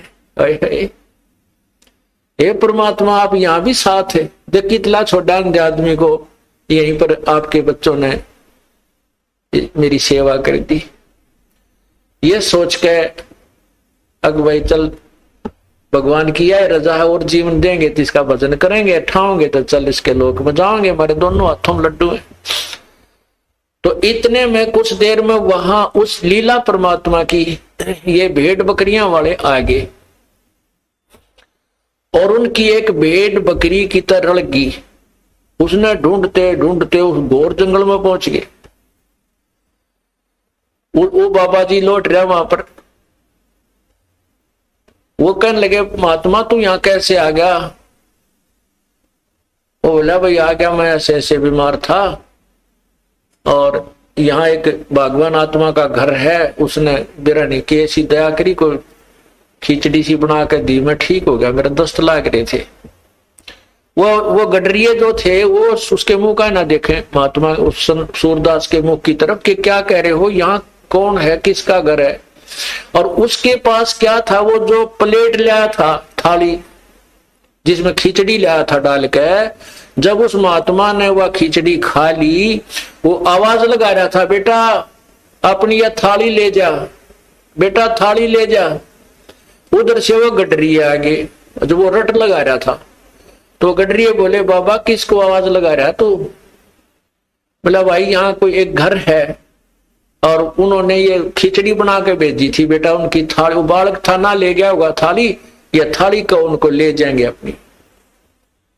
वो कहने लगे, बाबा जी तू यहाँ कैसे आ गया ऐसे घोर जंगल में? यहाँ ना कोई घर है, यहाँ से 5-7 कोस तक तक कोई गांव भी कोई ना, तू घर की बात करे, यहाँ कोई घर नहीं है, ये थाली कहां से आ गई तेरे पास? ने बोला, भाई मन ने बेरा है कितना आएगी, जब यार कोई है ही नहीं और कोई घर नहीं, तो मौन साध गया। को हे भगवान, हे परमात्मा, आप यहां भी साथ। अब क्या होता है, वो बाबा जी उठकर चल पड़ा। अक भाई चले भाई, जहां ले जाएगा वहीं चलते। अब चलते चलते वो जा रहा था कि आगे एकदम गड्ढा था। वो गड्ढा ऐसे स्टाइल में था जय वो स्पीड उसकी इतनी थी बाबा जी की कि वो लाठी थोड़ी टेका था, कदम गड़े रहा था। इसी उमंग सी हो रही थी, कोई है भगवान आज मेरा जीवन दान कर दिया भगवान, इस उमंग में चल रहा था। तो ज्यों ही वो गड्ढे में गिरने को हुआ तभी एक व्यक्ति ने उसका हाथ पकड़ के और उल्टा ले लिया। ने बोला बाबा आगे इतना जबरदस्त गड्ढा है, तुम गिर के मर जाता, वापस हो ले, ये रास्ता ठीक नहीं। तो उस संत ने उसके बचाने वाले का पैर पकड़ लिया, नो का नो नीचे एकदम पैरा में गट गया।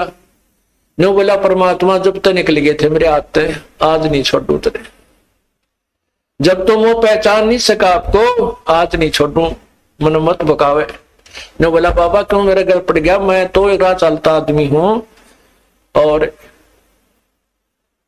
ये तो सूत बैठ गया, तू मर रहा हो, मैं भगवान ने भेज दिया यहाँ तेरे को बचाने के लिए। नो बोला ना, एक बार धोखा खास गया सूरदास, दूसरी बार नहीं। और फिर उसने छुटा लिया वो पैर हाथ। नो बोला छोड़ तू मेरे गले पड़ गया। जब वो कहता है, कहने लगा कोई बात नहीं, तू सारी सृष्टि का मालिक है और मैं बोधा जी तेरा मेरा के मुकाबला है कि मैं तुझे पकड़ सकूं, लेकिन सूरदास के दिल से निकल जा जब देखूं किसा बलवान तू। नो बोला हीना जान के कमजोर निर्बल जानो और पैर छुटा गया है, अति बलवान तू है, सर्वशक्तिमान तू, लेकिन सूरदास के दिल से निकल जा जब जानू किसा बलवान तू। कहते हैं उसी समय उसके दिव्य भी वो दृष्टि भी खुल गई और भगवान ने सामने दर्शन दिए, जिस भी रूप में वो पूजा कर रहा था। अब देखो पुण्यात्माओं,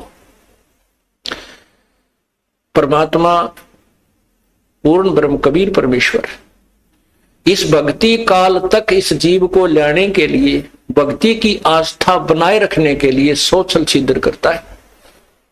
नरसिंह जी का भात किसने भरा था, नरसिंह जी की हुंडी किसने ली थी, ये तो तत्व ज्ञान सुनो जाओगा इस अंधेरे ने। ये पूर्ण परमात्मा जो तीनों लोकों में प्रवेश करके सबका धारण पोषण करता है, यानी सबकी व्यवस्था, सबको जो भी जैसा कर्म करता उसके फल आधार पर वो परमात्मा आकर के भक्ति लाभ देता है। तो पूर्ण परमात्मा आए और फिर उसको कहा बेटा ये भक्ति कर, ये भगवान है, ऐसा नाम जप। और फिर ये कहा कि मैं तो उसका भेजा हुआ हूं, तो नाम जाप कर, नाम से मोक्ष होगा। तो पुण्यात्माओं कहते हैं जब उसमें प्यार आया, जब फूट फूट कर रोने लगा सूरदास, बुरी तरह तरफने लगा, जब परमात्मा प्रकट हो गए, उसके नेत्र भी दे दिए और सामने दर्शन भी दिए। जैसे सूरज के आगे बदरा ऐसे करुण छयारी, प्रेम की पवन करे चित मंजन वो झलके तेज नयारी।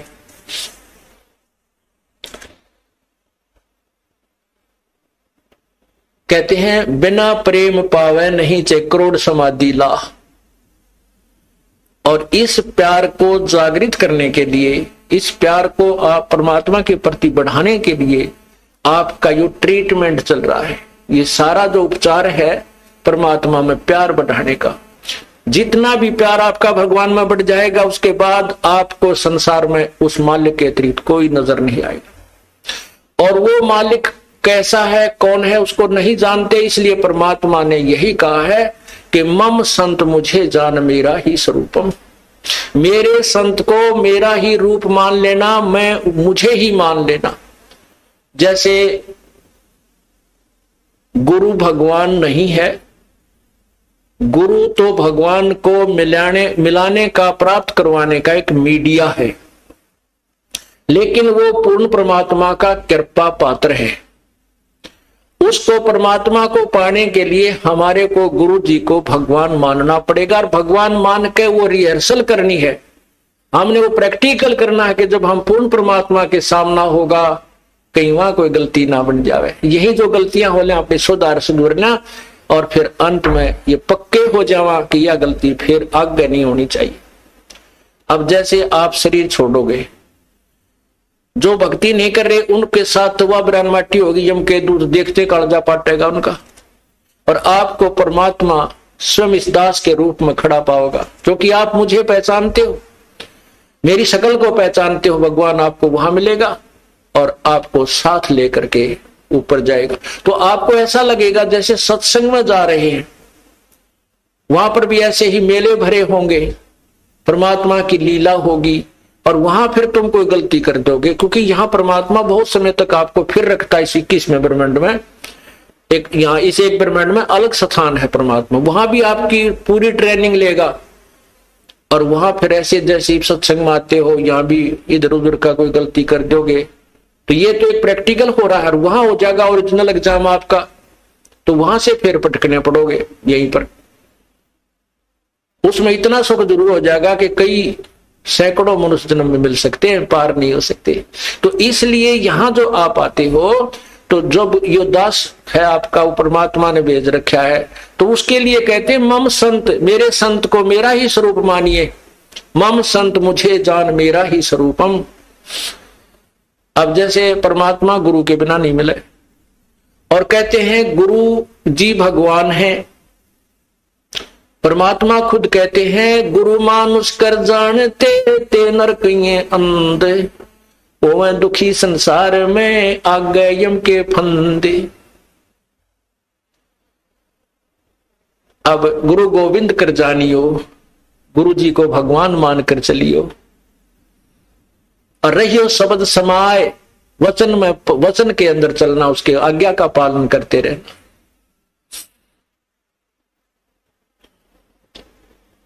गुरु की आज्ञा आवही, गुरु की आज्ञा जाव, कहे कबीर सो संत है आवागमन साए। तो यहां हमने जैसे एक मैथमेटिक्स के अंदर गणित में एक प्रश्न आता है ब्याज का, तो उसमें मूलधन निकालना होता है, और मूलधन निकालने के लिए पहले हमने दर कैलकुलेट करनी पड़ती है। तो उसमें मूलधन मानना पड़ता है 100 रुपए। हालांकि वो 100 रुपये मूलधन नहीं है, लेकिन वो मान्य पार पड़ेगी। वो करोड़ों की अमाउंट का जो मूलधन, वास्तविक जो धन है हमारा, वो 100 रुपये मूलधन मानकर ही हम उसको प्राप्त कर सकते हैं, और कोई तरीका नहीं। तो उसमें मान लीजिए मूलधन 100 रुपये, 100 रुपये मूलधन मानकर फिर हमको उसको ओरिजिनल मूलधन को प्राप्त कर लेंगे, जो करोड़ों की संख्या में। तो वो परमात्मा को पाने के लिए गुरुजी उस परमात्मा जैसे परमात्मा नहीं है, लेकिन आपने परमात्मा मानना पड़ेगा, ताकि आपकी रिहर्सल ठीक चले जा, ताकि आप ये सोचो कि जब भगवान के सामने हम जाएंगे, जिसके इतने गुण सुनते हैं, और उस परमात्मा से हम मिलना चाहते हैं, वह हमारा कैसा शिष्टाचार हो, कैसा बोलना चालना हो, कैसा व्यवहार हो, कैसा उमंग हो। अगर कबीर साहब आपके सामने आ जाए, आपने इतना गुण सुन रखा है, तो एक दूसरे के ऊपर का पड़ के उनके चरणों ने छुआ है, और मतलब नु सोचा जानो मेरी बारी कब आवे। शिष्टाचार नहीं, एक दूसरे के ऊपर नहीं गिरना, मतलब एक दूसरे से आगे पहुंचने की होड़ लगे, और नहीं तो दूर से नोएडी ठाठा के देखें वह खड़े भगवान, वह खड़े भगवान। और यही उमंग आपकी इस दास को जब देखें, ये आप पर बन जाएगी। यू ज्ञान ऐसा है कि आपको फिर कुछ भी दिखाई नहीं देगा, यू दास दिखाई देगा, और तब आपका प्रेम परमात्मा में दृढ़ बन जाएगा। आपकी यहां जो भी है, ठीक है, संतान संपत्ति जो भी है, वो आपको अस्थायी नजर आएगी, और हम यहां अपना कर्तव्य करने आए हैं, ये भी पूरा करना है। तो इस प्रकार जैसे हम माता पिता की, जैसे बच्चों की परवरिश करते हैं माता पिता बचपन से, कितने प्यारे लगते हैं छोटे छोटे बच्चे, और उनको अब आप वो भूखे रह जाते हैं, बच्चों को उत्तम आहार कराते हैं, उत्तम अच्छे कपड़े पहनाते हैं, और जब वो बड़े हो जाते हैं, ब्याह शादियां हो जाती है, तो माता पिता उनसे उतना ही प्यार चाहते हैं जितना वो बचपन में दिया करते थे। अब हम उतना प्यार उनको नहीं दे पाते, ये भी हम पाप कमा लेते हैं। बूढ़े आदमी ने कुछ नहीं चाहिए, सारे शौक खत्म हो जाते हैं उसके बुढ़ापे में। और हमारे भक्त बीड़ी शराब मांस तंबाकू को मुंह त्याग देते हैं तो बिल्कुल नहीं छूते, वो केवल प्यार के भूखे होते हैं। बुजुर्ग आदमी को, माता पिता को, दादा दादी को, बाहर से आते हो या सुबह उठते हो, सत साहेब बोले, और प्यार तेनो बाहर से भी आते हो, चाहे आपका किसा मूड ऑफ है, अपने माता पिता से कहे माँ ठीक हो, पिताजी ठीक हो, उनका आड़े गदगद आत्मा हो जाती है। और पिताजी बोला छोरा मुंह चुड़ाओ करनो चल पड़े तो उसकी दूना रोना बढ़ जाता है। तो पुण्यात्मा, हमने अपने बुजुर्गों की हृदय से सेवा करनी है, बुराइयों से बचाना है, हुक्का नहीं पिलाना उनको, शराब नहीं पिलानी, चाहे मरे चाहे जीवे, प्यार दो, अच्छा भोजन कराओ, अच्छे कपड़े पहनाओ, प्यार से रखो। तो इसी प्रकार हमने हर कर्तव्य को पूरा करते हुए हम तभी हंस बनेंगे, तभी हम संत बनेंगे, भक्त बनेंगे, जब हम हर प्राणी के प्रति उतना ही प्यार रखेंगे। और वो प्यार सबके एक से द्वेष बनाए रखें घर में, तो प्यार कैसे रहेगा, भगवान में भी ना रहे वो। तो इसलिए हमने धीरे धीरे सब में नॉर्मल प्यार बढ़ाना है और विशेष प्यार परमात्मा में रखना है। जो पति भरता पति से राती, आन पुरुष नहीं भावे, बसे पी हर में सुरत प्रीतम में, ऐसे ध्यान लगावे। जैसे लड़की अपने घर चली जाती है शादी के उपरांत, तो उसका विशेष लगाव अपने पति में हो जाता है, बहुत लगाव हो जाता है, और वो एक पल भी उसे नहीं भूल पाती है, लेकिन किसी को सो भी नहीं करती है, माता पिता को भी प्यार देती है, भाई बहन को भी, और अपना काम भी करती रहती है। लेकिन जो विशेष कसक उसके अपने पति में होती है, पति भरता स्त्री की, कहते हैं ऐसे ही हम यहाँ इस संसार में रहेंगे, अपने परिवार में, ये हमारा मायका समझो, और हमने ससुराल चलना है अपने पति परमात्मा कबीर परमेश्वर को ऐसे पल पल में याद रखना है। जो पति भरता पति से राती, आन पुरुष नहीं भावे, बस पी हर में सुरत प्रीतम में, नो कोई ध्यान लगावे। वो क्योंकि यहाँ हम खेचातानी नहीं रखेंगे, यहाँ भी प्यार, इनके लेवल का प्यार, यहाँ भाई के लेवल का, बाण के लेवल का, जेठ के लेवल का, जेठानी के लेवल का, ये भी इनको श्रद्धा सत्कार देना है। लेकिन विशेष कर सक अपने परमात्मा में रहनी चाहिए, वो विशेष प्यार, वो हमें आगे ले चलेगा। और यहां हम आपस में लड़ाई झगड़ा रखेंगे तो भी भगवान को पसंद नहीं। जैसे एक लड़की अपने एक सह परिवार में रहती है, जेठ भी है, जेठानी भी है, देवर है, देवरानी है, ननंद है, सास है, ससुर है, पितश्रे है, पिता है। तो इस तरह हम फिर वो लड़की इतनी शिष्टाचार में रहनी चाहिए। अपने पति से तो प्यार है ही है, वो तो बिल्कुल उसमें को नो डाउट, क्योंकि उसका और उसका आजीवन का संबंध है।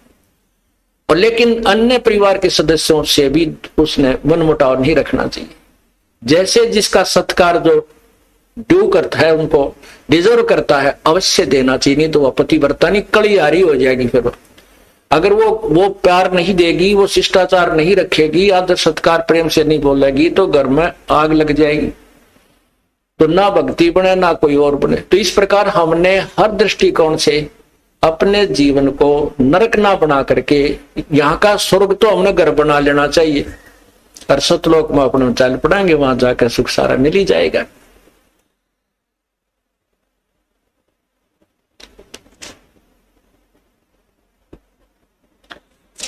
इस प्रकार हमने अपने इस जीवन को सुचारू करना है और परमात्मा प्राप्ति करनी है। सत्संग में आने से बहुत लाभ बताया है। कहते हैं संत मिलन को जाइयो, दिन में कई बार, आसौज के मेह जो ये घना करे उपकार। आसौज का मीह पहले सिंचाई नहरों से नहीं थी, ना कोई ट्यूबवेल्स थे, परमात्मा पर आश्रित होते थे। तो उसमें आसौज में जो मीह बरसता था, वर्षा होती थी, वो पहले वाली फसल को जो ईबो रखे बाजरे ज्वार ज्यादा बोया करते थे, उसको तो परिपक्व करती थी। और नेक्स्ट, क्योंकि चने ज्यादा बोते थे, और उसके लिए कहते हैं आगे की सिंचाई का भी काम कर जाती थी। तो अब जो पुरानी फसल यानी पुरानी आल, पुराना जो आपके अंदर भक्ति संस्कार थे, अब ये सत्संग, संत का जो सत्संग है, उस पुराने जो सत्संग जीवन को तो आपको परिपक्व कराएगा, सुचारू रखेगा, इसमें कोई आपत्तियां आनी है उनमें बिटालेगा, ये परमात्मा का नाम, और आगे के लिए भविष्य की तैयारी करवाओगा। इसलिए कहते हैं संत मिलन को जाइयो दिन में कई कई बार, आसौज के मेह जो ये घना करे उपकार। तो पुण्यात्मा सत्संग आने से आपका उद्धार होगा। आप भी आवे और भी जहां तक पार बसाओ सबको समझाने की चेष्टा करें और सच्चाई से परिचित कराना हमारा फर्ज बनता है। हम किसी के मित्र हैं और उस मित्र को इस मार्ग पर नहीं ला सकते हैं तो उस मित्र से मित्रता मत रखिए। वो मित्र तेरी जान का झाड़ बन जाएगा और आपको ले डूबेगा। ऐसे बहुत से भक्त हमें मिले, फिर वो आखिर में उन्होंने ये बात स्वीकार करनी पड़ी, या तो वो मित्र ही भक्त बन गया न, नहीं, वो मित्रता नहीं रही, औपचारिकता रहेगी, हृदय से मित्रता नहीं रही। अब मित्र तो हमारा एक ही है, कबीर परमात्मा। अगर हम उससे मित्रता करेंगे, तुमेव बंधु च सखा तुमेव, तुमेव माता च पिता तुमेव, तुमेव बंधु च सखा तुमेव, तुमेव विद्या च दृढ़ तुमेव, तुमेव सर्व मम देव देव।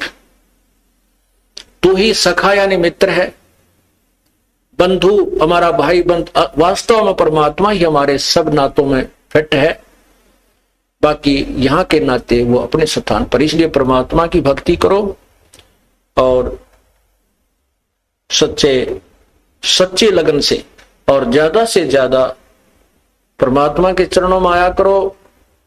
ये 3 दिन की जमानत तो करवाए लिया करो काल पे, परमात्मा पे, और 3 दिन आकर भगवान का ये गुणगान सुन जाया करो। तो किरा क्या जन्मा का घाटा है जिसमें हम जुड़े हुए हैं।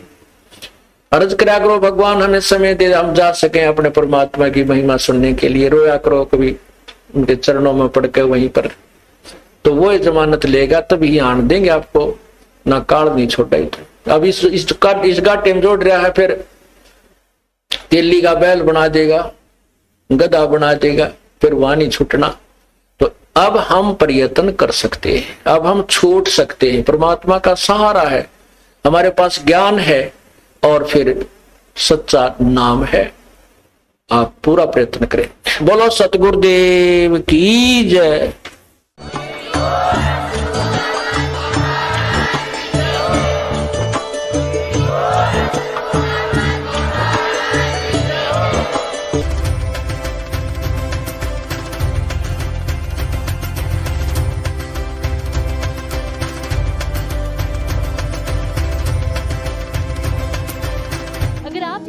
YouTube पर देख रहे हैं तो हमारे चैनल को सब्सक्राइब करें और बेल आइकन को दबाना ना भूलें। अगर आप Facebook पर यह वीडियो देख रहे हैं तो हमारे पेज को लाइक करें।